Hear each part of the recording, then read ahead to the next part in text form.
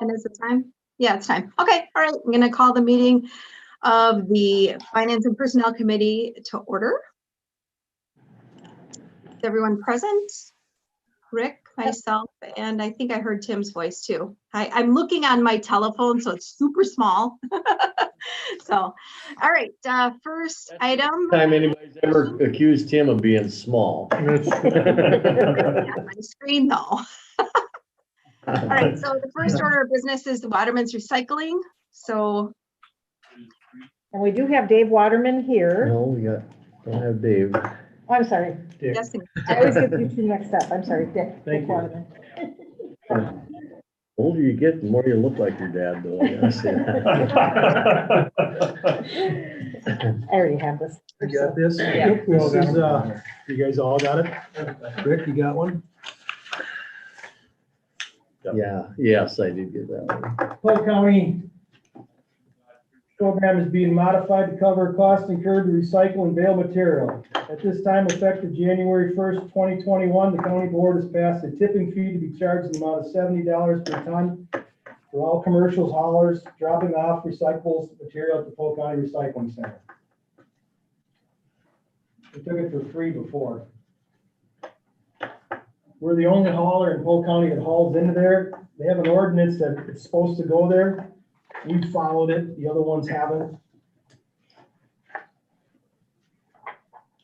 Wherever you go with it now, you're gonna have to pay to get rid of it. What are they gonna do with the stuff over here? Are they still gonna pick that up for free? Yes, the drop-offs are, but they're probably gonna close that recycling center. Are they taking, I know before you were saying that they were only taking certain days and Yep. are they taking more now because of this fee or is it just They same? turned us away 3 out of 4 weeks a month for a year, year and a half. We've been taking it to other places and paying. Just need a little guidance or what you want. Are their fees commensurate with, About the same. About the You same. know, the farther away, you can go cheaper, but you have to haul it farther. Dick, is there any of that recyclables that actually worth, something that, Plastics are high right now. so milk jugs, basically. Milk are natural, they're after the natural because they don't get any. PVC water bottles, so-so, laundry soap, bottles are so-so. Polk County is currently taking glass. None of the other recyclables are taking glass throughout the state. It's a minus, worth nothing. And cardboard's not worth anything. Cardboard's okay, but you don't get a lot of that. You have to pick that up by hand. Very labor intensive. When you guys do it, I've been out there and watched that happen, so. So have they been charging up until this point, and this is just an increase in fee, or is this a new fee that they're going to be charging you? They've never charged till January 1st. Okay, First time ever that they did. and so is this a fee that we're going to be passing off to the residents and to the people that you're servicing, or how is that going to work? Is that what you're here for? Yes, the other municipalities, all the other haulers charge a recycling fee. We did not.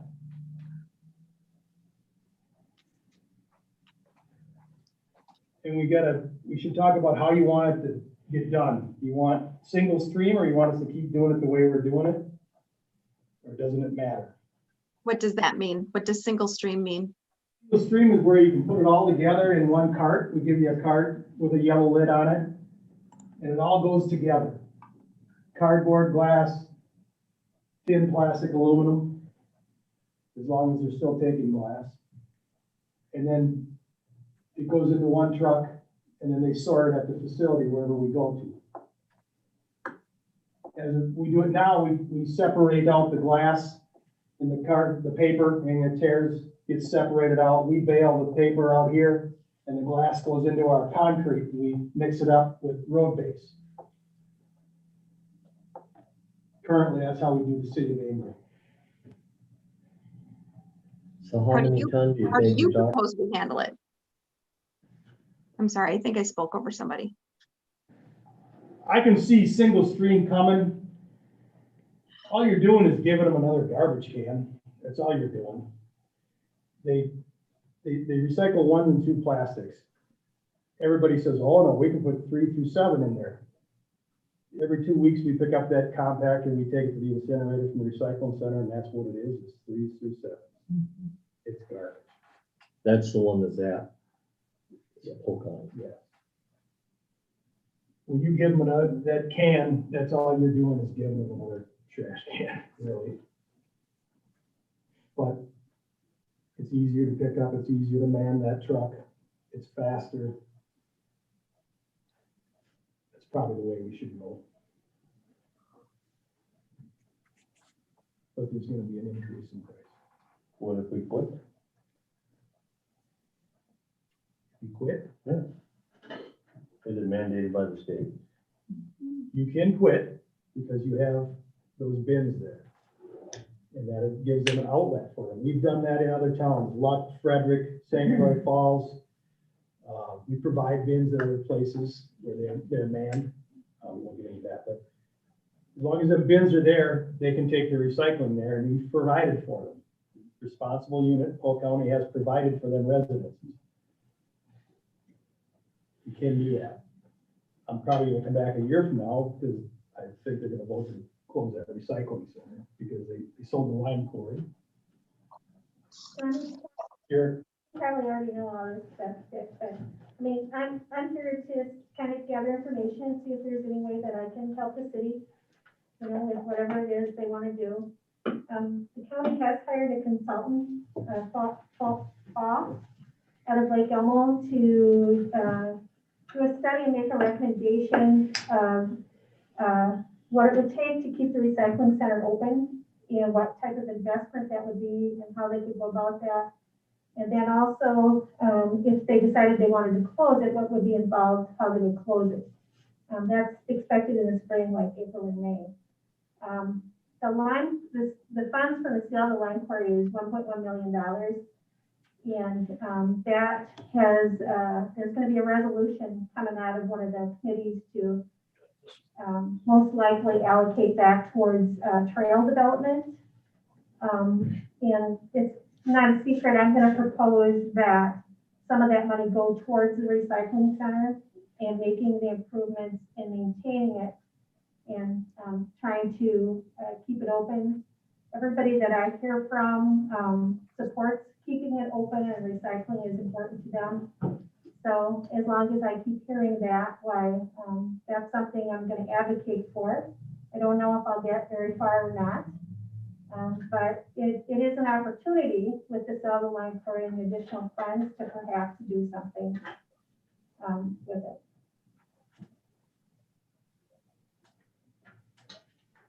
And of course, I have to preface and give my disclaimer that when I speak here publicly, I'm not speaking on behalf of the entire Polk County Board. I'm speaking on behalf of myself as your local representative. we could stop. We have postponed it in other villages for 1 year. Where they have drop-off boxes.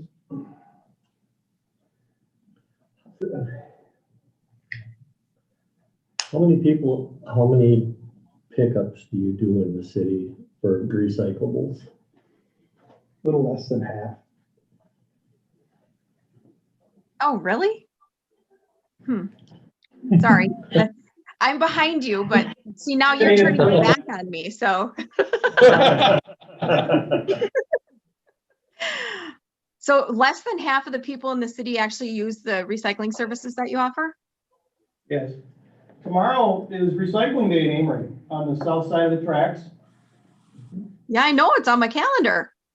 Exactly. Take a look down your street tomorrow. Yours is a good street. There's pretty good participation on your street. Huh. Look tomorrow. See what you think. Interesting. I think the incidence of recycling in town must be at least reasonably substantial, although I guess, I mean, I always take my recyclables over there because I never remember what I what day you're coming and so on. When it gets full, I take it over there, you know. Very common. But I mean, the place is always busy over there smoking. I don't care if you go there at 10 o'clock at night or 6 o'clock in the morning, somebody's always there putting stuff out. So. One thing about them drop-off boxes is Polk County can, when they take them in, it's a ton at a time. When we go, it's 8 or 9 ton that gets dumped on them at one time. So they can take the blue boxes all day long, but when we come, they go, oh, comes out the door, fills the place up. So it is nice that they can control the flow of it with those blue boxes. You think that would, I know up in our neighborhood, it is way less than 50%.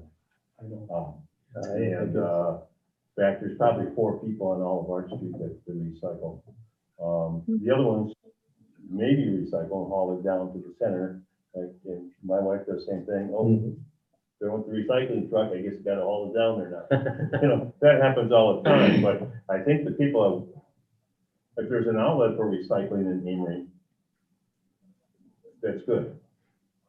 And if this helps Polk County keep that recycling, I don't know if that'll have any effect on it.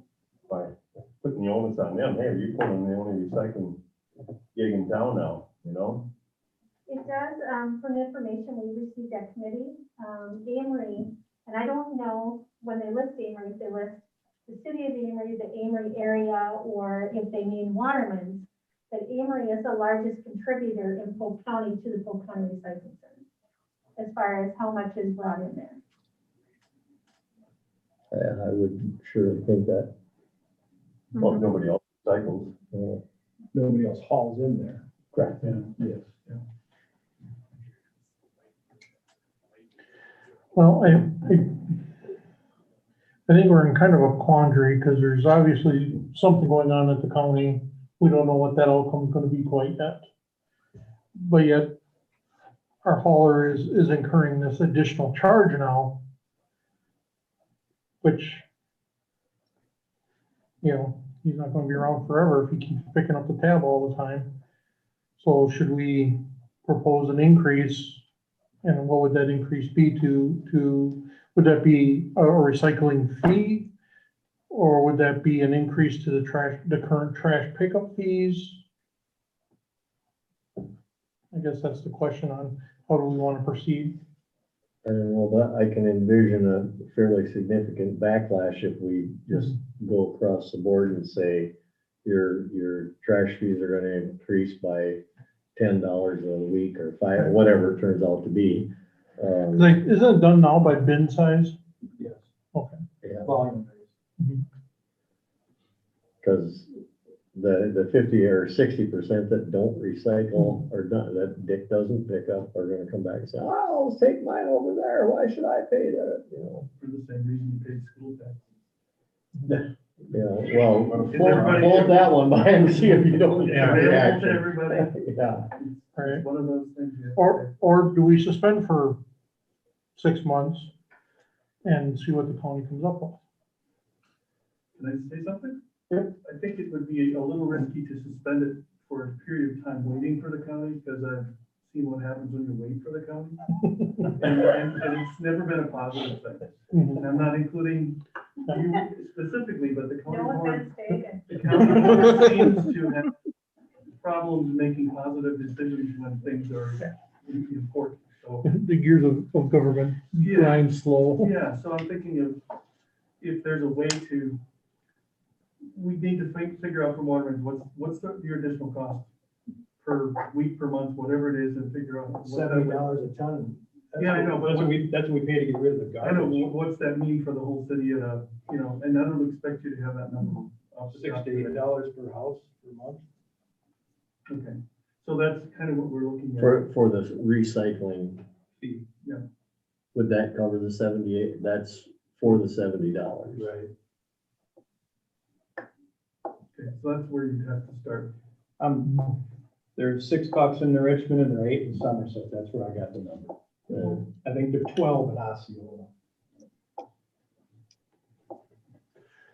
Well, two things I can envision happening. It should, if there's an extra charge for recycling, I would envision that your pickups are gonna get bigger because people are gonna say, I gotta pay for it, I'm certainly gonna use it. Right. Which would then take away, I'm sure, some, not a direct, correlation, but change the amount that picks up all here. I think people come from all over to recycle. Many of them people come from the lake, they come from Deer Park. You know, they say, I'm going through Amory, I'm gonna stop at the recycling. Cause does Clear Lake have them? We do. They do. And it just, So is that $6 to $8 a household, is that monthly, quarterly? Monthly. That, it would be probably really important for visibility to make sure that everyone in the city understands why there's an increase, and it's not Waterman, but it's a direct cost plus that they're dealing with already. The education is slipped, and our poor old driver gets the brunt of it. And I imagine you guys get some calls once in a while. If there's peanut butter in the peanut butter jar, it stays. The mayonnaise, the ketchup, the new TV box with the stuffing in it, that's not recyclable. So we have to grunt that. Maybe if it went to that drop off, they would man it, and the education would come back at grassroots level. That's one good thing about suspended. I think they're starting that in other places to man them. so it's $6 to $8 a week, if, a month, I'm sorry. How many households do you pick up in Amory? Well, there's 1,000. 1,000, so we're talking $8,000 a month or $10,000 a month. For that, we could almost hire somebody full-time to man a sorting station. $8,000 a month, that's $100,000 a year. I mean, I'm not, yeah, you ain't getting $8,000. Everybody here raise their hand to get it for a job. You gotta pay the disposal fee out of that.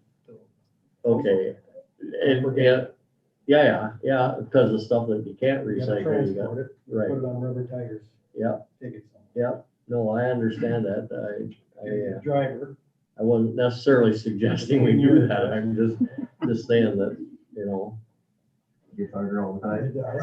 the sorting might be, I don't know if it's something that would be worthwhile to do, or, because that's what they do up at Full County, is sort.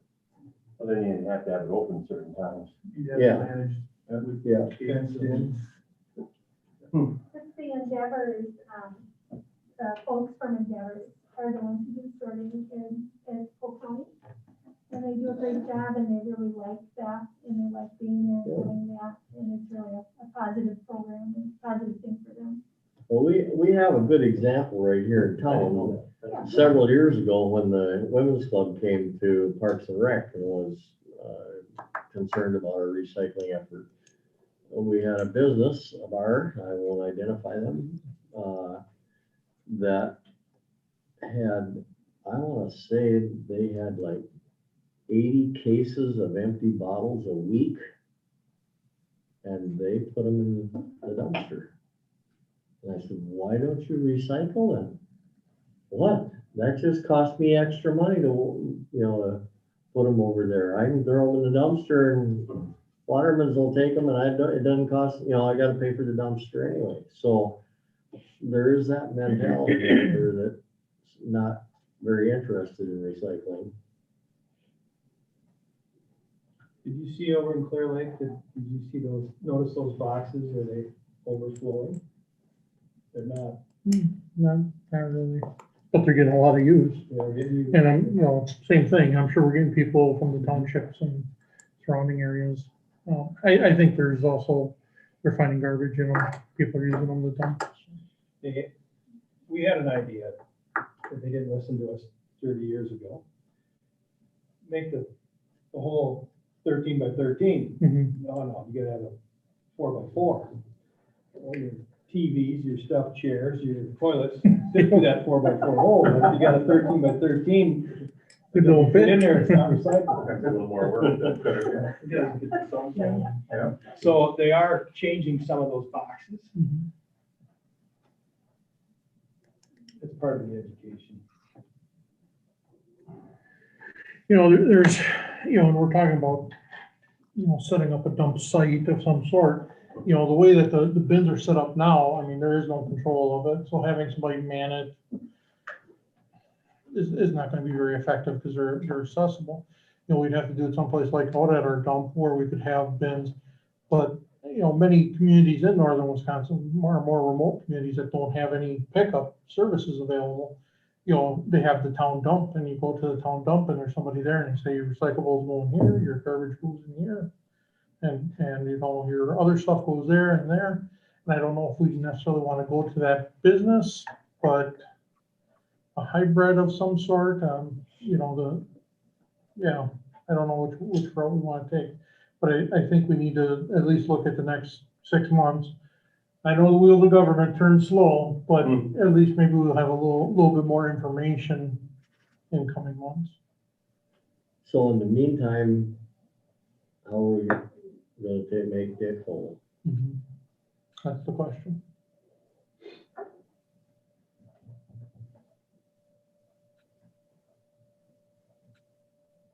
Do we just bite, how many tons a week do you have?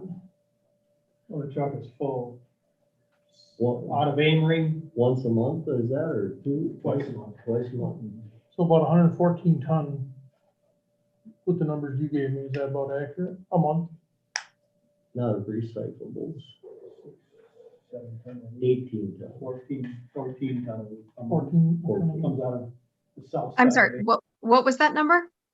We're about, we gotta remember, we gotta do it twice, because we got the north side of Amory and the south side, so I'm doing some windshield math here. 28 ton a month, 30 ton a month comes out of. You got some bars in there too. I'm thinking off the curb is what I'm thinking. Mhm. Well, whatever you gotta recycle, don't make any difference where it comes from. You're looking at like 21, But between they, 2 and the businesses 2,500 pay a for their month. own. Pardon? The businesses pay for their own. So we're just talking, we're just talking the residential, that's why. Oh, so out of the 21, or? what do you- Yeah, we go, the north side of, last Friday, I did the north So side of Amory, and I swung in, like, the pizzeria got dumped in. Sure, so the 21 ton includes the businesses? No, No? I'm thinking, we're taking them off there. Go up the alley, you get Bremer Bank, you get up the alley, you know, the truck comes in about 7 ton. So I'd say five of that so the truck residential part is would about be, 70% of that truck weight, so that's what I'm thinking. so, and that would be 21 ton, or that would be 28 ton a month. for the residential recycling?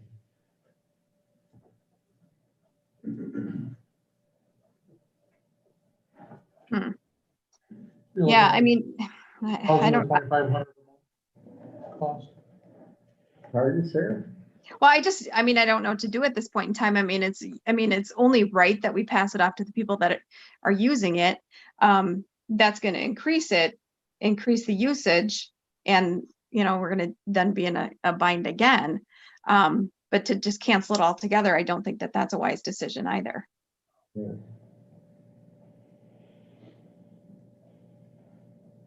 We got any place we can come up with $10,000 to make Dick whole for the next 4 months, and because we can't really just come out and say, hey, next week your garbage is gonna go up $8 a month either.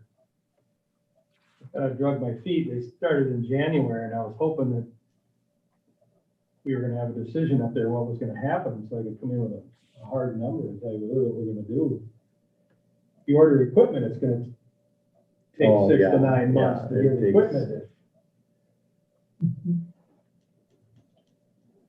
Maybe we should think about it a week. That's always nice. I don't think we ought to think about it for a month anyway, see if we can come up. Spending, it's not I don't disagree with that. for 6 to 9 I months. mean, our intent would be to make you whole. I mean, I understand that you paid in January. You probably are paying or have paid in February already. And I think it would just be right that whatever we decide to do would be to make you whole through that. But if you can, if, so you're not, not picking up my garbage tomorrow. My number. I'm hard. I'm gonna put it with the neighbors. Just mix it in. But if we can give us a month to mull this over and come up with the best decision we can. Well, we have to bring it to the table. Definitely. Yeah, So I make a motion, we table this issue until we put it on the agenda for the March Finance Committee or Committee of the Whole, or whatever we're doing in March. You I guys, second you it. meet every month? yeah, Thanks for bringing it. Thanks, Dick. thanks, Dick. You guys. Take care. Thanks, Dick. Okay, so motion made and seconded, all in favor? Aye. Okay, number 2, discussion and recommendation. Ayers is here on the line with us to give us some information. So who wants to go? I Jody, will. is it you? Okay. Yep. I'll start. So since we met with you guys last, I believe in November, at that time we had just finished schematic design and came and presented the floor plans at, the conceptual floor plans and the budget that Market and Johnson helped establish at that point. So you guys had approved that we could move forward onto the design development phase. So over the last few months, that's what the design team has been working on. We had user group meetings with each of the 3 groups. And so we had Zoom meetings or, with everybody, and came up with more detailed drawings, had those drawings sent out to everybody. They provided feedback to us. We had a second round of user group that we sent out to all the groups and allowed for more comments. So we finally have more of a final user group set of documents, which basically is we went through each of the areas and figured out where all the equipment is going, where we have countertops, cabinetry. We did kind of outline where furniture would be intended to go, those types of things. So all the detail that we need moving forward. So after the user groups were kind of finalized in mid to late January, then the design team put together design development documents for a cost estimate that Market and Johnson then conducted over the last week or so. And so that's kind of the point today is to review where we're sitting with the budget and then also the schedule moving forward. So I think Braxton is going to go through, we can go through the budget first. Yeah. I think everybody received the documents. Is that right? So do we need to put it up on the screen or? They're in your meeting pack in February. So. Just move forward with that. Okay. So Braxton, do you want to go through? Yep, I can go through that. Can everybody hear me okay? Yes. Okay. Well, for I guess just to start, I just wanted to introduce myself again. I'm Braxton Meyer, be the project manager for this project. Majority of the time, Jeremy Drake and Dean Griffin have been doing a lot of the meetings and leading the discussion. So you'll start to see me more and see them slowly fade out. Jeremy's a senior PM for the project, so he'll be overshadowing and just making sure he's there for support, as well as Dean he's our lead estimator, so he'll be there to assist with future pricing and just to get this out the door and out for bids. But I just wanted to go over that to start. So just to give you an idea of the process on how we came to the numbers that we have so far. So we started with the schematic budget. That was basically based off of the square footage of the building. And then we used previous buildings that we've worked on just to come up with an estimate that would get us close, or, you know, a ballpark number. And I think trying to stay within that $3.5 million budget. So that's what the schematic budget was, and that's in the, so you'll have your description, and then the next column over is your schematic budget, and then moving into the design development budget. That's where it's like Jody was saying, it's more detailed, where we have actual plans that we're doing takeoffs with actual dimensions, and that's more defined and accurate, and it's a number that we're just more comfortable moving forward with. And then I guess wanted to point out the mechanical, electrical, and plumbing. Those drawings basically lag behind the architectural drawings by a couple of weeks. We wanted to make sure that we had those finalized and that the group was good with those. So there'll be more detail in the future as far as you know, where you need outlets or data, or where the computers are being set up. So I think you'll start to, and I know Jody could probably speak to that too, that we'll start to get into that design process a little more in the next coming weeks. But that one's still based off of Apex's walkthrough, and it's more of a square footage number. But I guess just jumping down to the overall budget, since I know that's what everybody's looking at, is that final number. So I figured we could just start with that. And I think overall the project budget is still tracking with that 3.5 million. So we're pretty confident with where the budget is compared to where we were at with the schematic budget.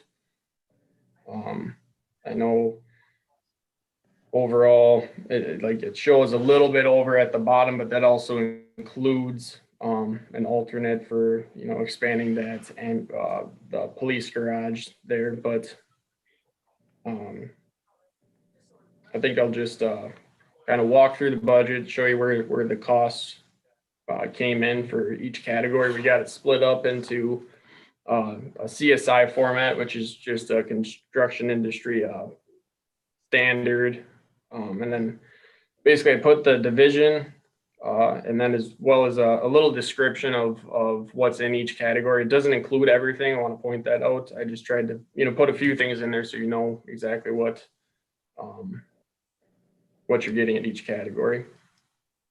So I guess any questions before I guess start walking through this? Okay. All right. So moving into Division 2, which is existing conditions, which is going to be your demo of your walls, ceiling, flooring. Openings, basically any demolition interior, you know, creating new openings. We came in at about 110,155. Division 3, which is concrete, that's going to be your footings and foundations for the police garage. It's going to be your slab for the police garage, as well as the infills for the 2 staircases that we're going to be removing as well. That came in at 45,745. Division 4, masonry, that's going to be for the block and brick veneer for the police garage, as well as some miscellaneous patching throughout the building.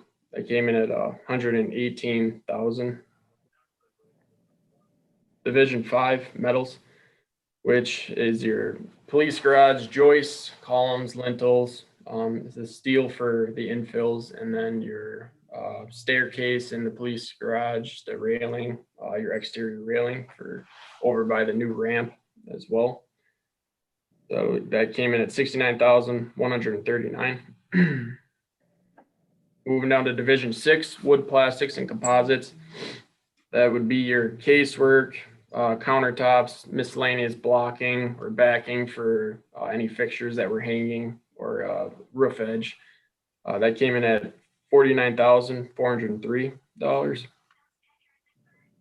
Oh, sorry, $137,787. Jumped a line there. Division 7, which is your thermal and moisture protection, that's going to be the garage roofing insulation, as well as the air barrier on that garage, and then some miscellaneous caulking. That's came in at $49,403. Division 8 openings, which is your frames, doors, hardware, glazing, your overhead doors for the garage, as well as the operators. For those doors, that came in at $157,167. Division 9 finishes, that's going to be framing, gypsum board, flooring, ceilings, painting. That came in at $493,748.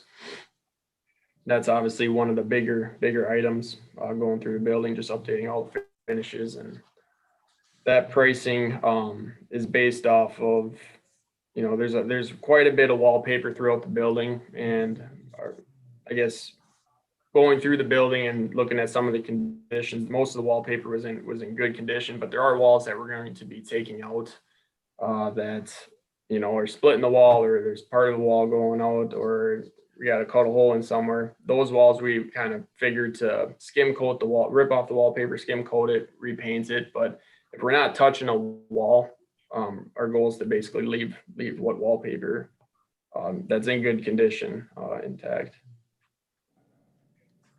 Division 10 specialties, it's going to be your tack boards, bathroom accessories, toilet partitions, that operable partition, interior signs.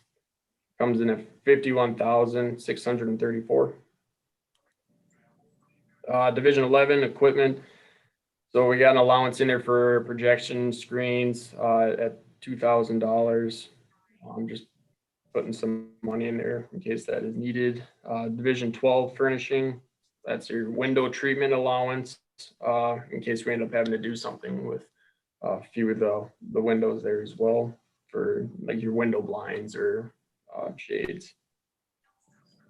And Division 21, moving into fire suppression, that's going to be a new sprinkler system throughout the entire building, including that police garage. That's $88,612. Plumbing throughout the entire building as well, including in the police garage with the floor drain there as well. It comes in at $140,635. Then your HVAC throughout the entire building will be $416,803. Division 26 electrical, that'll include your fire alarm and low voltage. It comes in at $624,378. Division 31, which is earthwork, that's going to be the exterior demo of the drive up, the asphalt, concrete demo, and excavating and backfilling for the foundations and footings for the new ramp or the police garage as well. And that comes in at $25,612. Division 32 exterior improvements, that's your new ADA ramp on that north side, a stoop coming out the exterior door over by the police garage, sidewalk, the asphalt patching, railing, and some miscellaneous landscaping. We got allowance in there for that too. Came in at $26,851. Utility upgrades, that's for any upgrades we need to do with the water and sewer. We got an allowance in there for $50,000. The envelope repairs, that's an allowance for any roof patching, any roof leaks that we come across during construction, exterior repairs of the building where there's cracking that needs caulk, or a window needs to be replaced, whether that's one of the windows on the roof or the window panes on the exterior walls. There's a $50,000 allowance for that as well. Builder's risk, we got a $2,000 in there for that. Payment and performance bond. Originally, we had that budgeted at about 1% of the project, but we were able to get that to $20,719. Contractors insurance, that's at $14,908. And then building inspections, that's at $14,000 for that. That doesn't include the permit fee, which is it's our understanding that we will not have to, I guess, pay for the building permit fee, just the inspections themselves. Then testing and inspections, that's going to be for, if we have to do any soil testing or compaction, or testing the compaction of the soil, concrete testing, air barrier, a few other items. We got an allowance in there for $5,000 in case any of that's needed. And then your general conditions and general requirements, supervision, temp facilities, trucking, cleaning, safety. We're at about $252,546 for that. So I guess looking at our schematic budget versus our design development budget, we did go up in price about a little over $70,000 there, which as you move down into our estimating and the design contingency, we started at 5% in the schematic budget, which is kind of recommended where we start, and we're down to about 2%, which I think we feel pretty confident with the numbers that we have right now and where we're at. That 2% is a good number to have going into bid day, and I don't think we really want to get any lower than that for anything unforeseen.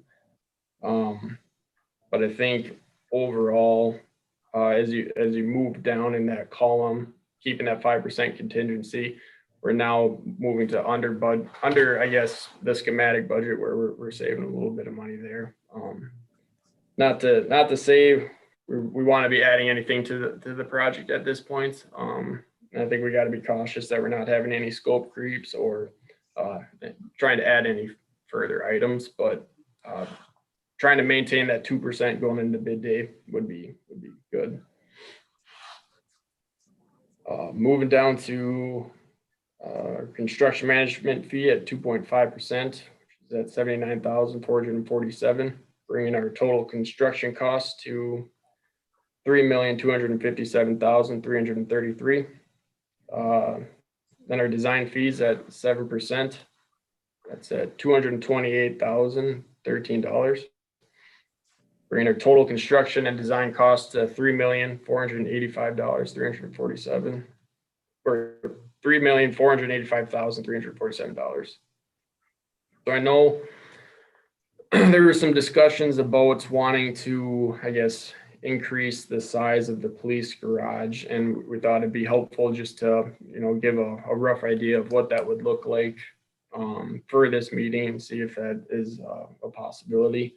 But basically what we did is we're thinking of extending the west wall of the police garage 4 feet, which would create a additional 200 square feet of space to be utilized by the police department. That came in at about $25,000 to make that change. Overall, it's a small amount of money in the grand scheme of things, but I know we're also, trying to stay in that 3.5. But I guess we can kind of go over that too and see what the group thinks as far as if that's a good option or not. But I'll finish walking through the rest of the design development budget, and then we can kind of open it up for discussion after that. With if the alternate was accepted, that would bring our total construction design cost with the alternate to $3,510,347 for our project total at this point. Yes, is there any questions or comments that the group has? Extending the west wall of the police garage 4 feet, does that cut the alleyway down? No, right now the outline of the building is set back enough where there's plenty of room still to add that 4 feet, and you're still set back from the property line.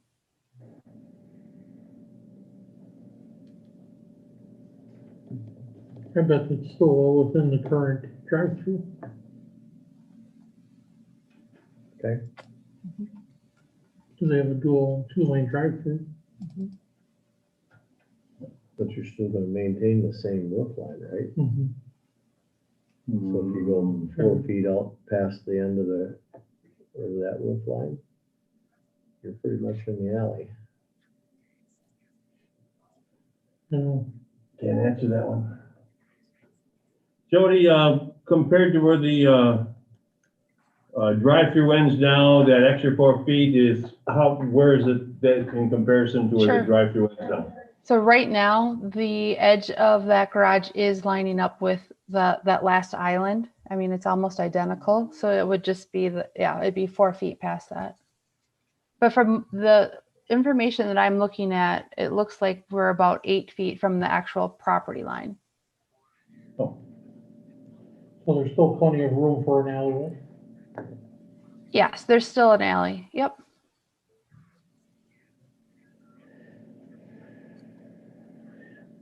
I think we need to, I mean, anybody who's built a garage or built a house knows that you always build a garage twice as big as what you think you're gonna need, because you're gonna fill it up, and we're already necking them down from what they're currently at, or at least I We're down anticipate. about 533 square feet from what we have right now there, and I had asked Jody to, about adding a few feet on there, because when you put our 4 squads in the garage there, currently right now, you're gonna have about 1.5 foot when the doors are open from side to side, and probably about 2 feet, in front of the door. You're gonna pull up 2 feet to the door there in order to get the squads in there, and right now, do we put all our squads in the garage? No, we don't. But when we're down there, it's gonna happen there because the parking areas that we could park are gonna be a distance away. That additional feet would at least allow us to recoup a little bit of the storage. I don't think it's gonna negate all the storage that we need, because it's gonna be about 200 to 250 square feet still less, but it certainly would help.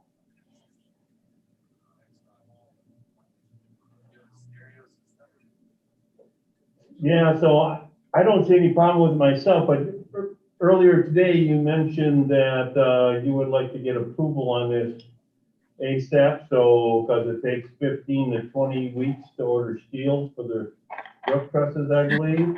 Yeah, and that's what I was gonna bring up to the group a little bit too, was that right now with how crazy steel is, some of the joist suppliers are saying it's about 15 to 20 weeks to see joists. So I don't know if everybody got a copy of the schedule I sent out or not, but basically if we were able to, if we stuck with the schedule that we have now and we ordered steel in June, we probably wouldn't see the joists until the end of September, which it would be a struggle to try and meet our completion date. Or I think the police garage would basically lag behind the entire project. So I think that would be a struggle, where there is a potential option of trying to release a bid package for the steel early. If we could try and do that by, April 1st, with the help of obviously Ayers to get some structural drawings ready to go. But if we could somehow order it by early April, we would see probably joists at the end of July. So, which would align with our schedule a lot better there. But it was just one area that was a concern that I wanted to bring up to the group and see if that was an option.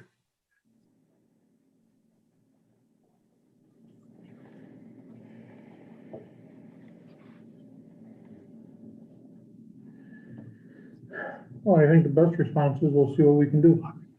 And we'll just keep going through our process and do it right, so. So with that said, where are we in the process? What is the timeline? I haven't seen a revised timeline for a while, so I don't know where we are at this point in time. What is the expectation from us at this point in time? Yeah, and I guess I could, if you don't mind, I can share my screen with the current schedule that we have. If that works for everyone.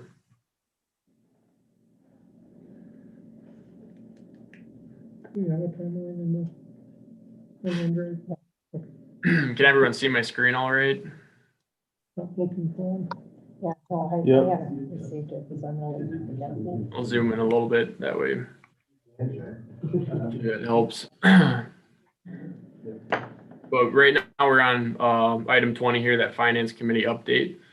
Moving into, so I guess in general, we're in the design development phase towards the end of that, trying to get approval to where we're at with the budget and the plans to move into that final construction document phase where Jody can, start to wrap up and get the plans to that 95%, where we'll end up doing a final walkthrough with the owner on the plans, making sure everything's how we want them to eventually issue the construction documents for available to bid, as well as that state review. So we're at the finance committee update, moving into the city council meeting of March 3rd. April 5th would be the owner review that I mentioned at the 95% sets, and then heirs would be looking to issue the construction documents for 19. At that same time, we'd end up submitting it for state review. That's about 6 to 8 weeks out, which is pretty typical. I think we would hope to see it within that 6 weeks. That's what I have it reflected as. And then we would create an application for that building permit shortly after. And since the city isn't doing the review themselves, that usually, goes pretty quick within a week. So we'd be looking, I can't remember exactly when Bremer's moving out, but I want to say it was May 17th or so. So I think overall our start date, looking at the beginning of June, and just trying to stay right on top of Bremer there. As soon as they're out, we're in. But we'd be looking at a potential start date of early June. But we'd make it available to bid April 23rd, and then give it a couple weeks for bids to come in. And then we'd be looking to have a finalized GMP for our final approval that Wednesday, 5/12. Or I guess starting Wednesday, 5/12 through the 21st, and then that finance committee updates on May 24th. And then May 25th, looking to schedule that final budget approval to start with construction. And then it would take us, we could there is a possibility of issuing notice to proceed to select partners that have longer lead times at that point. Otherwise, it usually takes about a little less than a week to get some subcontracts out to the subs. But like I said, we'd be looking at that early June start date. Moving down to, I guess, long lead time submittals, showing you that structural steel. This is kind of what I was referencing, where we're looking at about 80 days on the short end for joists. And if we were able to release a bid package April 1st for just the steel, we'd be looking at steel, or the joist coming in end of July. If not, and we kept it with schedule, we'd end up seeing joist end of September, which obviously we can make work, but overall construction would be from June 1st to 12/3. I'm thinking it's going to take about 3 months to construct the police garage. So basically, I'm thinking police garage would end up lagging behind a little bit with our completion date. But that's where we're sitting right now, where we'd be looking for approval to continue to move forward with this design development phase and move into that final phase with the construction documents. Guess, do you have anything to add there, Jody, that I might have missed? No, I think you covered that well. Can you share that? Jeremy, oh, go ahead if somebody's got something. Can you share that timeline document with Patty so she can share with the rest of the crew here? And I understand that it's fluid and it's dynamic and there will be changes along the way, but at least they'll give us a rough idea on what we're looking at. So, you know, if you're, I think Patty, do you have a copy of this? No, I don't. If you could share that with me and then I can get that to the council, just send it to my email and I'll print them off a copy. Yeah, I want to say I sent it with earlier, and I think when I added some descriptions to it, I don't think I attached it to the second email. So yeah, I'll send it to you now, Patty.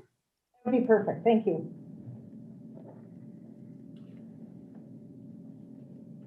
Braxton, I was just gonna add a kind of maybe a big picture overview. I guess what our goal is we see Bremer Bank moving out of the building mid-May, and we'd like to start construction as quickly behind that as possible. You know, targeting a June 1 start date. You know, to do that, we kind of got to bid the project in early May and then get those final numbers to you. I think we got a finance committee on May 24th, so that's kind of what we're targeting right now. So we're really kind of, you know, this is a budget update, a budget check that Braxton kind of presented. And then the next time we bring a budget update to you, it's going to be with, you know, hard bids on basically actual numbers for that we would write contracts for. So, you know, if there's any concerns or issues with the budget, you know, now's the time to bring that up because, you know, after this meeting, then AIRS is really going to go to finalize those drawings. If that makes sense. Mhm.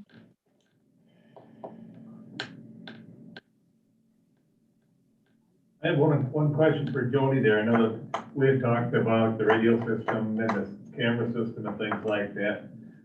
Is that included in that amount, or is that something above and beyond that, along with the card reader system? The security system, I think that's considered an owner item, which is at the bottom of the budget sheet, which is all empty right now. I don't know if we had it listed.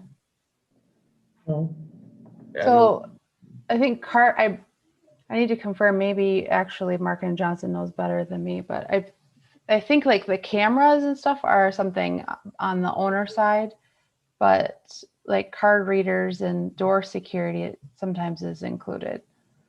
I'd have to confirm how we set up our contract. So the camera system and the radio system would be outside of that amount? Correct. Okay. And I think from our meeting this morning, Jody, I took notes and it said IT and security is not part of the contract. Right.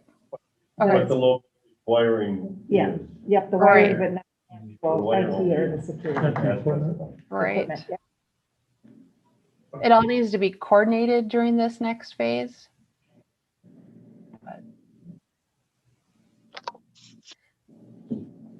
so correct me if I'm wrong or if I'm hearing right, what I'm hearing is you need personnel or a finance committee to forward this to full council for approval tonight.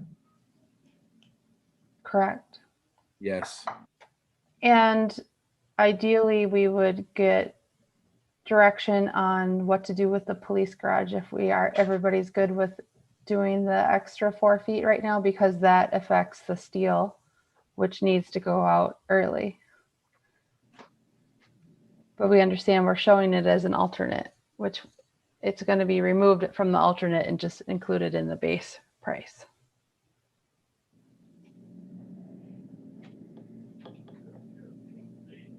Yeah, I'm fine with the extra square footage.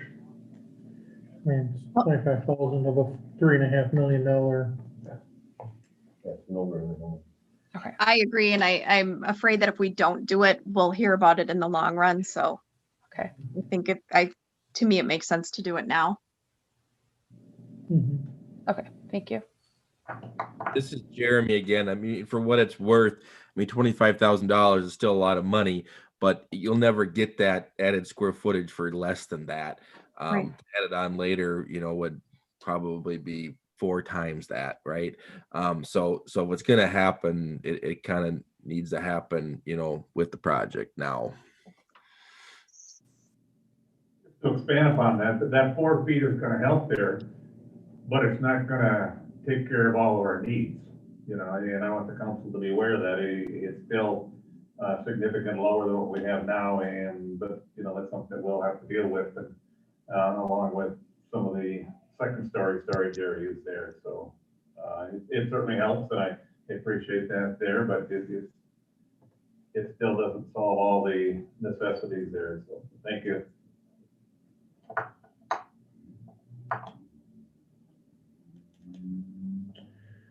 Okay, we'll keep this moving along. I make motion to forward the plans to city council. Thank you. Yep. So motion's been made and seconded. All in favor? Right? Aye. Thank you.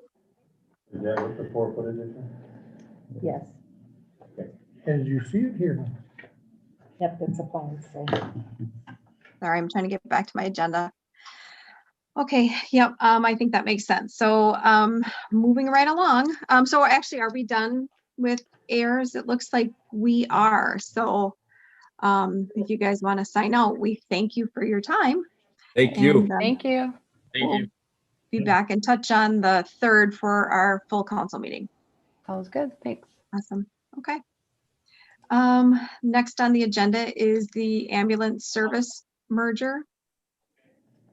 Okay, so if you've been watching the paper at all, or papers, there's been at least 6 months of planning or contemplating anyway, merging Northland Ambulance, which is Luck and Frederick basically, and 9 townships up there, I believe it is, into a single entity or a surviving entity, is what it's called. Most of the ambulance board voted to do that Monday night, or last week, and I felt that it was probably worthwhile bringing it to the whole board, even though we're kind of a separate entity. So everybody, there were like 5 other townships there, and they all voted affirmatively for it. And I guess I think it's the way to go. There's not very much upside for the Amery Municipal Ambulance, I don't think. I think we're getting along and doing well with the way we are, but it's a definite upside for Northland, I believe. The proposal takes paramedic service to Northland Ambulance. There's some things that they have, that have to be wrestled out that haven't been met yet. One of the proposals is to go from 2 ambulance buildings to 1 ambulance building up there. It just, they're 6 miles apart, and there just isn't a great reason for them to be 6 miles apart. That said, it's like having a school. Nobody wants to lose their personal ambulance service. So I'm not sure where that's going from there. But they've been struggling for quite a while up there to keep us, They to keep have, both of them staffed. they have, and so the upside for them is that, 2 things happen. First of all, they're getting pressured tremendously from North Ambulance, which, up in Burnett County, they charge as much as $58 a head subsidy. We're at 14, and we don't see any real reason to not be able to maintain that. And then the paramedic service up there would definitely be an advantage for that part of the county. They're faced with exceedingly long transport times. Frederick goes into Burnett County some, and there's a very good possibility if they merge. I know that there's been talk about the 4 bottom townships, or 3 of the 4 bottom townships in Burnett County wanting to become part of that ambulance service. So they make about 800 runs a year between the 2 ambulances, and so they're kind of right at the tipping point as far as and they only provide 911 service now. So the advantage might be you might be able to get one of their ambulances to do a transfer now and then. Although that's it's up to be worked out with management. But it would be a real, I think, advantage to the Amory Hospital Health Partners, of which we're all covered by. Because it solidifies or helps the hospital maintain patient flow. And that's important because hospitals can close. They all not long ago, Frederick closed up because they couldn't do anything else. So I just, mostly it's, this is just a letter of intent to merge. So there's all kinds of things to consider, and they're not, the ambulance board is working on all those. And so I guess I could have signed it for the city of Amory, for the city of Amory, but I guess I would just as soon have that. So we collectively make that decision. So when you say merge, what's the governing framework going to be for this new entity? I believe there'll be a board of 20 people on the board, one from every political entity, and then an executive board chosen from that group of 20 of about 6 people that would be able to meet on a monthly basis. The intent is to still keep the management contract with Amory Hospital, which we do now. All the paramedics and Nikki, the manager, they're paid, they're hospital employees. So I think that's the intent, to keep that. The intent would be to hire more full-time people up there, because now they're all volunteer and they're having a hard time getting folks to do that. So like every place else. So I think that's the upsides of it. Makes our hospital, even though we have no financial hook is whether the hospital makes it or breaks it, but it's certainly, I think, worth supporting them. Yes, and so it would be my recommendation that we do sign the letter of intent and that we proceed along those lines. They'll have bylaws.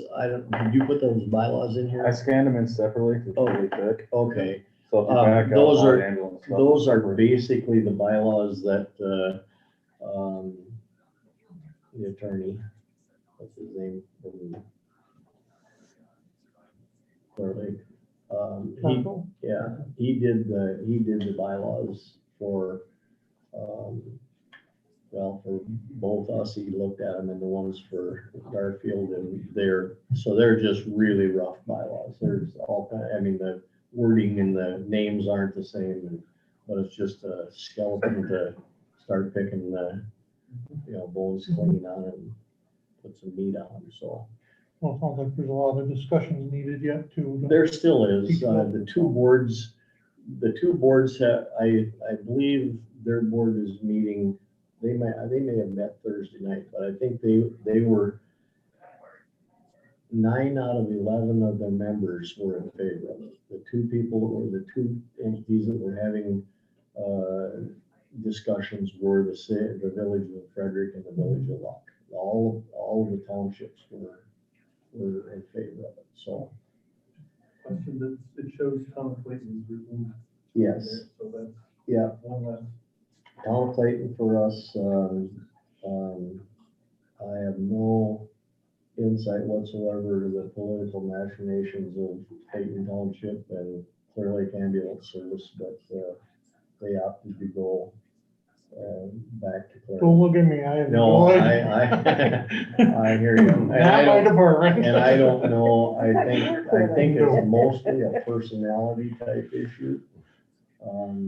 But I wouldn't say that out where, well, maybe April did hear it. Maybe you just did. But it's not, that's a political decision. And they made it, and so that's fine. But it points out, this is a living document, it's not anywhere near done. Right.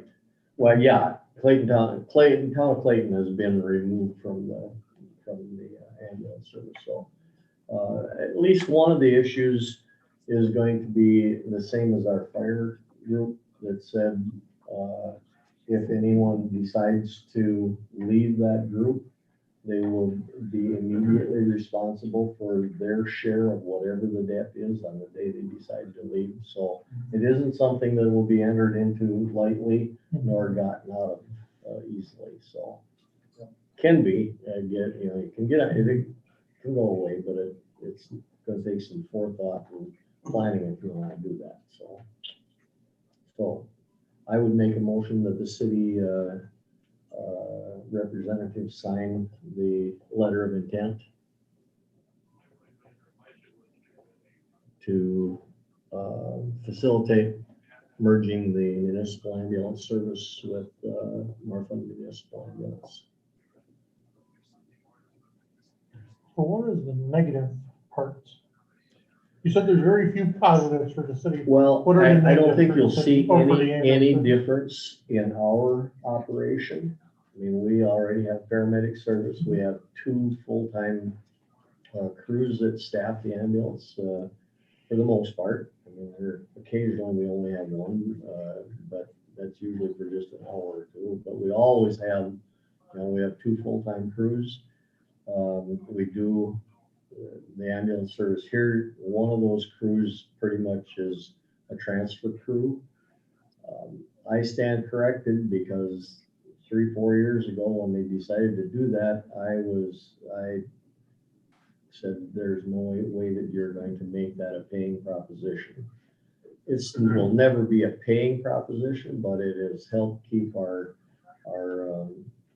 costs down to $14 a head because it does, the transfer rig brings in the money.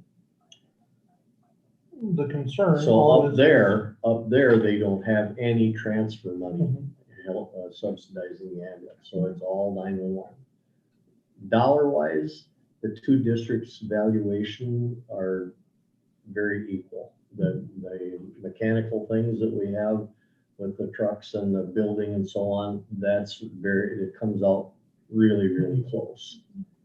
So The other concern is always gonna be, are we gonna be losing coverage in the city because they're pulling for up there?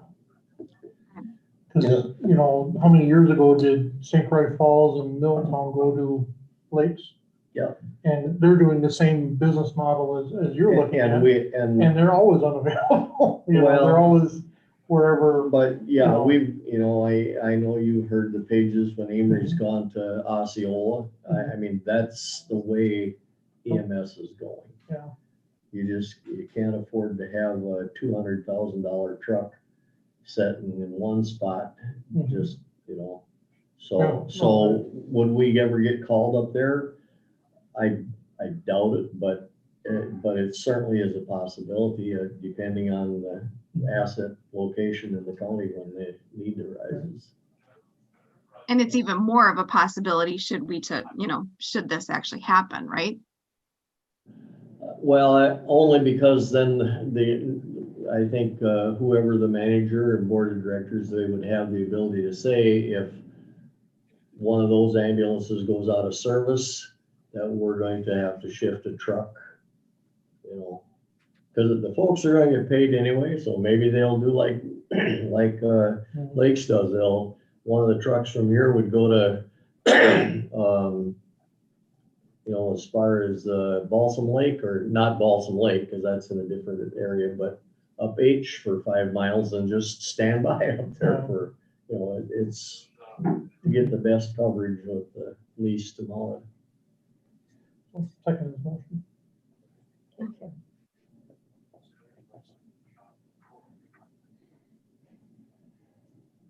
Motion made and seconded, ma'am. Oh, I'm sorry, I didn't hear you second it, Tim. I apologize. All right, so motion made and seconded, all in favor? Right. Okay. Next is the discussion about the hiring of an administrative assistant. We have in our packets. Good time saying that we're interested to pursue. Yeah. Sorry, but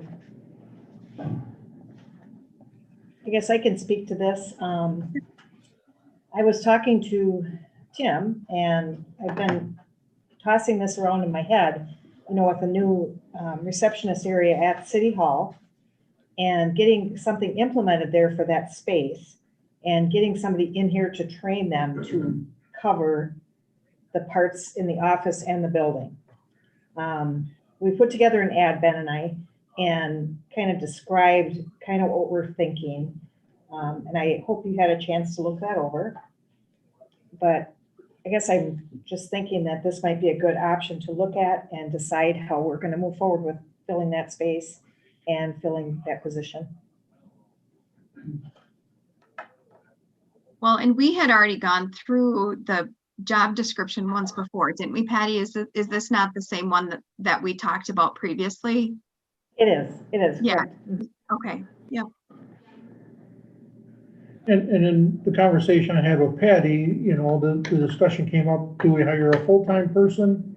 Or do we hire 2 part-time people to fill those hours? How do we go about it? And there's pros and cons to both. And so a command decision was made. I told Patty, you decide. And obviously she wants to do full-time. And I have no problem going through a hiring process now. I just don't think we should hire this person on until we are much closer to the completion of the new building. The completion timeframe is right around September. I think if we brought this person on board somewhere around August, to not only learn the job roles of everybody, but also to be part of the transition to the new building, would be the most prudent way to go about doing it. So maybe you want to wait a month or 2 till then, but that would just be my recommendation. I would like to add a little bit here also. Moving forward here, we're going to, I would assume Paul Schaefer's going to retire sometime in the future, and to hire a full-time person to replace Paul Schaefer does, 0.5 for the HP, does maybe 0.2 for the Amory Community Club, and does 0.3 for the city of Amory. Maybe that person could be part of that part-time thing. This is what I was gonna see if we could fit in the budget for next year, but it's something that could be also partially reimbursed by AEDC and the community club. So I just want to throw that out there. I'll ask one other question. Is there any benefit to actually hiring this person and having them in place a little bit beforehand, considering, what may or may not be put on the city staff in regards to the road construction? Is that going to, cause workload strain for anybody that's currently in the office? I don't know. I'm just asking a question. I had kind of hoped to get somebody a little sooner, just so that we could train them into the aspects of what everybody does. And we got campground reservations that are coming up now. Maybe they could learn something about that, how to do reservations and those types of things for this summer. And with the Keller Avenue project, everybody's going to be quite busy on their end getting things ready too. But I had hoped maybe a little before August, but that's entirely up to you. We also talked about like elections, maybe having them train in on how to do absentee voting in person. And the April one would be a good one for that because it's a relatively quiet election. They're not learning in like the presidential, basically. So it's just an idea we had because that one's like April 16th. So.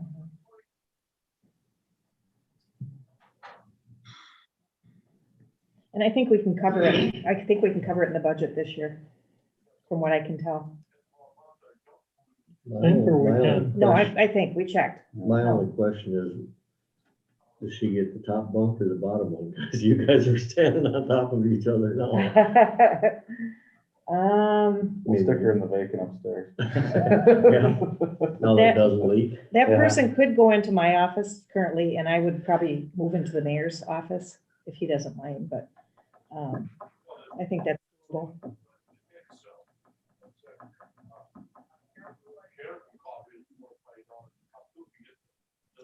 I'm in your lot and they are busier than heck. I'm sure this year is gonna be, I mean, everybody is seeing the effects of C-19 because people are, I mean, I hope Margaret and Johnson has tempered their enthusiasm a little bit with the reality that you can't just go buy stuff now. No, I know, yep. I can't bid a job unless I go find out materials, and then they gotta buy them right now, today, because there's no guarantee that they're gonna be available tomorrow. And one other thing I think I should mention, Tom had spoken to the fact that they're opening up the police department on March 1st. And you're doing your DMV stuff and getting ready for that. So we just felt it was important for us to start March 1st too. So we're gonna have the offices open for everybody. So that's just a note aside from all of this, but just so you know, we're open to the public on March 1st.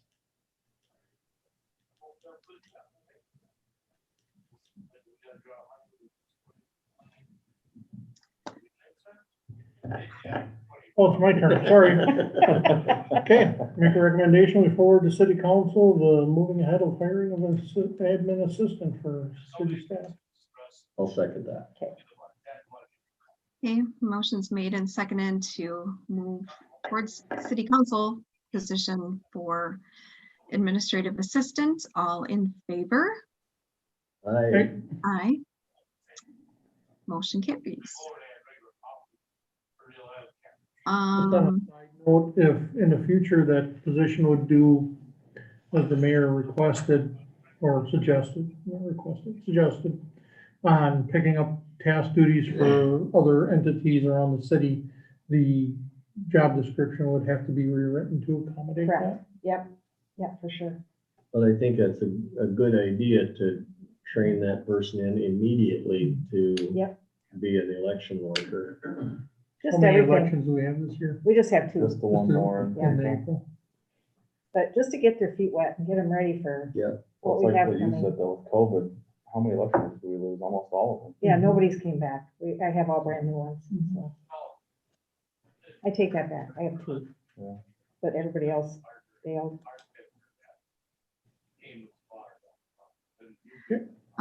Okay, next on the agenda is ordinance 03-2021, Committee of the Whole. And so who wants to speak to this? I think we kind of all know what's going on with this, and I don't know if the whole is here at this meeting. I can't really see because I'm looking at a tiny little screen. Julie, yeah, we're all Yeah, here. you've got everybody Oh, yeah. here. Yep. And this is something that Ben and I talked about, and we brought it to the mayor because it seems like we have a lot of meetings where we're having like 3 different meetings, we're all deciding the same thing. And then we bring it all to council. And to me, this makes more sense to have it set up this way. And we've talked to Chad. Chad had some really good ideas too. Maybe you want to weigh in too, Chad, but I think it just makes sense. With the amount of people that come to the meetings anyway, we should make some decisions there and then put those forward to the council rather than all the committees like we're doing. Do you have any thoughts on that, Chad? Yeah, I actually put together a whole document and Yep. eventually I think we can get there from a city perspective to really look at how we're organized and how we're operating and look for efficiencies and opening up and getting more community involved with what we're doing here.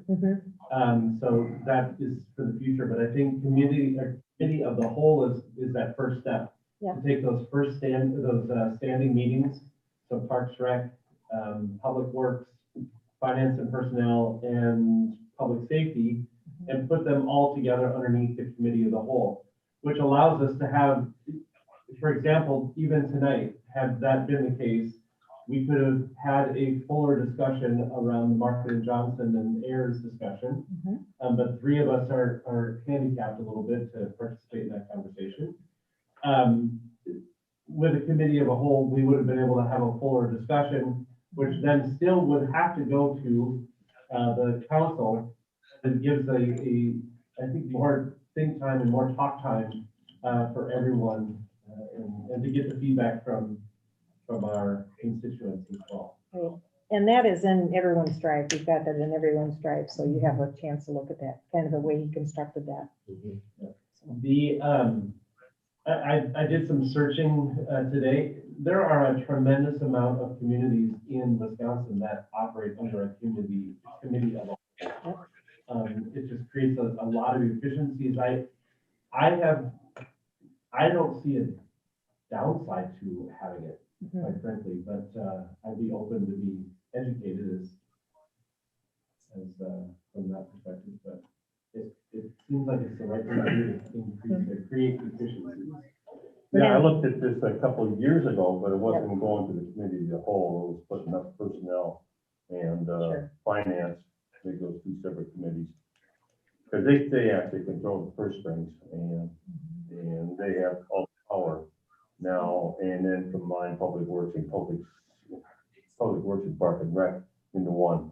And then they said, well, you need an ordinance in this, we can't get it in time before the April meeting.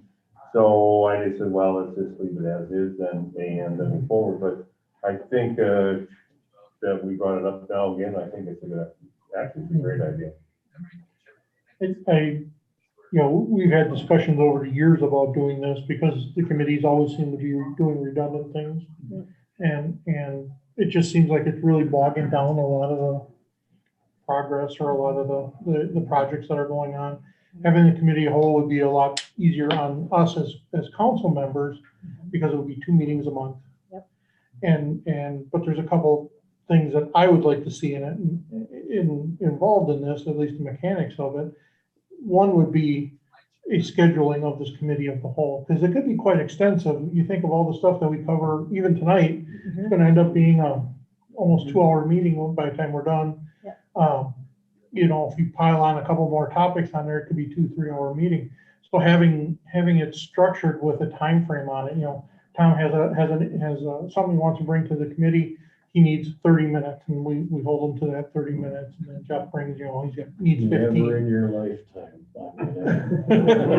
But you know what I'm saying? It's very structured. And then that way the community, if they're interested in something, knows, okay, I don't have to sit here for 3 hours. I know that Tom's going to go on with this topic at 5:15. Yeah. And we can move ahead. So just having it structured that a little bit more than what we are currently doing, I think is going to be important. But also eliminating that, I would like to see, if we're going to keep our council meetings the first week of the month, let's make committee third week of the month. That way we got 2 more weeks in there before the next council comes around, and you guys have time to prepare. The department heads have time to prepare if they need to get more information or do whatever, and just as a better mechanics of it. I mean, that separation of time is important. I agree. And then, of course, the council president, he would be the one to run the meeting, and the mayor can vote at the meeting, at the committee of the whole meeting. So those are 2 little different things, but. I think it wouldn't be a bad idea. I don't, the idea of 3 committees having the same, things on the agenda is, redundant. I can see that. I think you should be cautious to make sure that one meeting isn't just a mirror image of the other meeting. Sure. And hopefully it'll give folks a time, to digest what you do at the committee of the whole.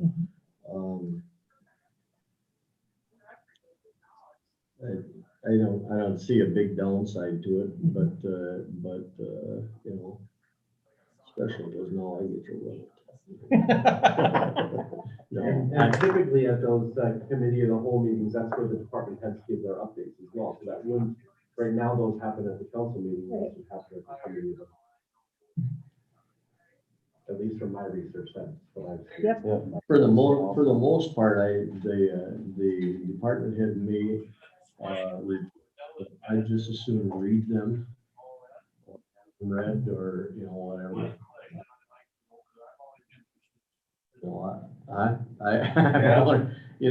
It's No, that's it's fine. nice to have them And we need the information, that's not the issue at all. But to take the time to do the, you know, Well, that eats into their time too. yeah, yeah. It's much yeah, easier for them to. Yep. You know, If they need to be at the committee meeting, you know, then there's questions, I think that's important.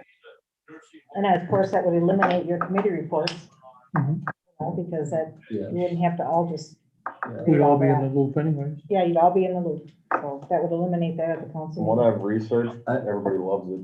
I mean, Chad, you've seen the same too. All these people Streamline do it. council meetings. But The only thing it seems I- like the little bit that the short time I've been involved, it seems like, there's a lot of work to it. You've done your job. Council meeting is just a matter of, okay, Yeah. we were all there anyway. Yeah. Right. Let's The just the fix it one up. thing that would be interesting to me is whether or not, I had a call this week and we can't vote on it, but I still want a little bit from a guy in Blackbrook, and Blackbrook Township is gonna do something with, along the Parks and Rec, scheme and things. And so I wonder if even as a committee as a whole, if it would be worthwhile to have people that were either contact persons or, you know, where does this guy from Blackbrook, who does he call? Just anyone on the committee? I like the committee as a whole, but We have two people here yeah. that, you know, that's the process, you know, and And then we bring it. yeah, and I think we need to look at this change to, you know, there's still a process involved and everything in government has to have a process to it. You know, and the committee as a whole is the place that we take the time to look at all the close details of whatever's brought to us, whatever the issue of the day is. When we sit down with, you know, the plans from AIRS and really as a committee or as a council, have these open, frank discussions about these different things, where we don't get a lot of time to do that in a regular council meeting. That's much more of an accelerated type environment, where we're making decisions, yes or no. This is more of a detailed information seeking environment. Again, you know, plan them to be 2-3 hour meetings. I'm sure when budget time comes around, they might be even more extensive.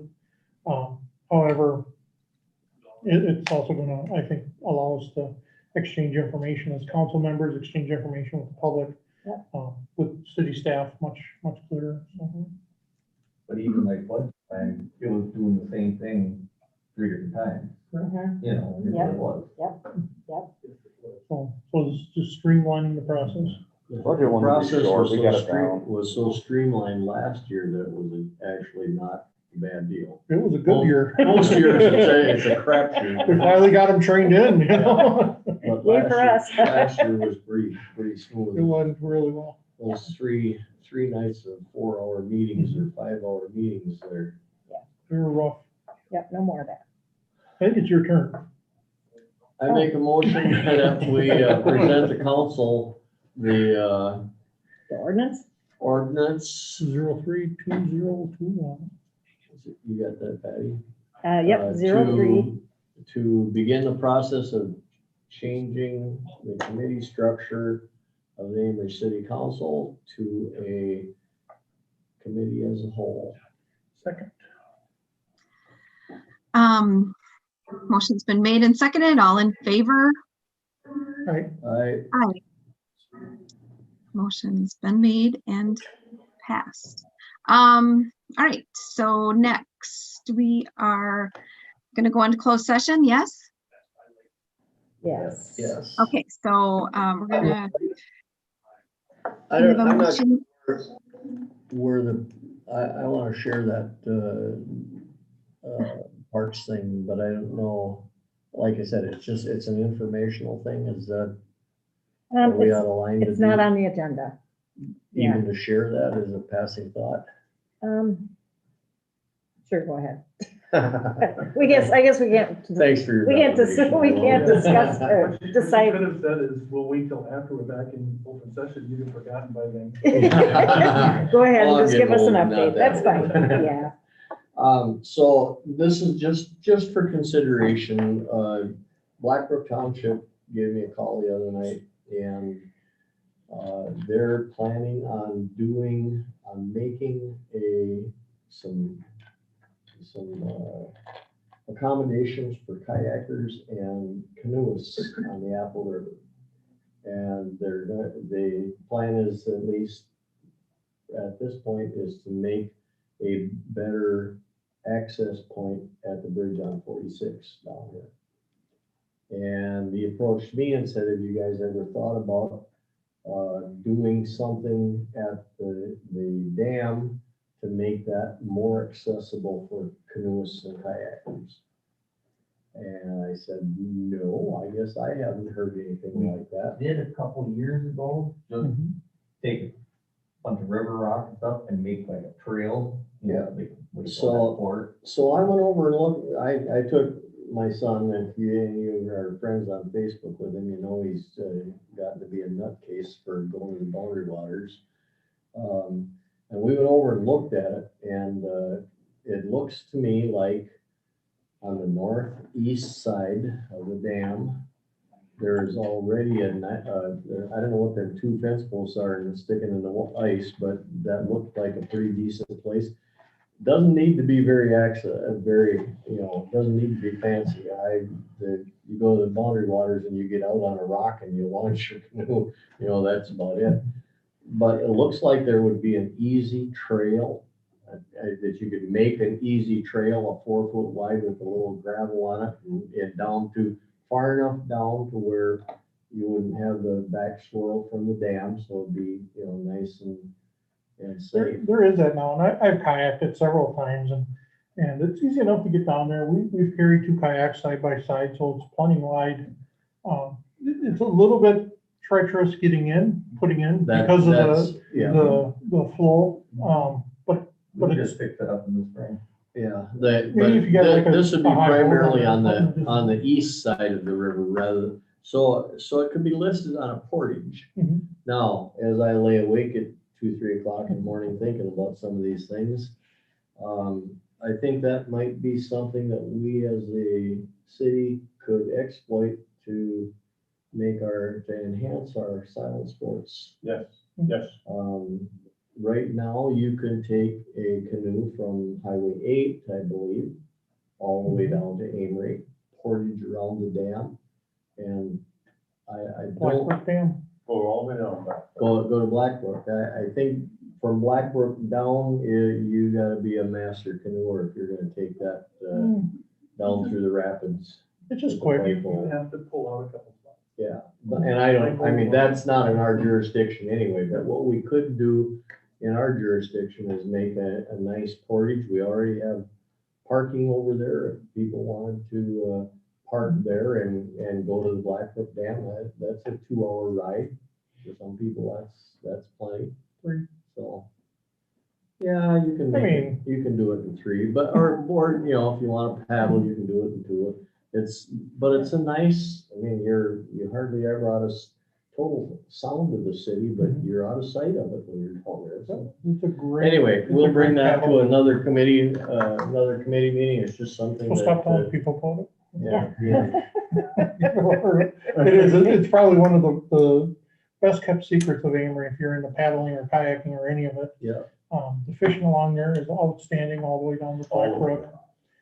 It's easy going. Wildlife. Even the most novice kayaker can navigate it and enjoy the trip. So no deer flies? not bad. Keep moving. That's Not bad. good. Well, so that'll be on the agenda for A future meeting. one of Yep. our meetings, for our meeting in March, so. And I Motion to go into closed session. seconded. All in favor? Roll call. Yes. Yes. Lanham? Yes. Yes. Van Yes. Vlerkum. Yep. We are in closed. Okay, go, what do you want? I think you should stay. Okay. Do we have like a 2 or 3 minute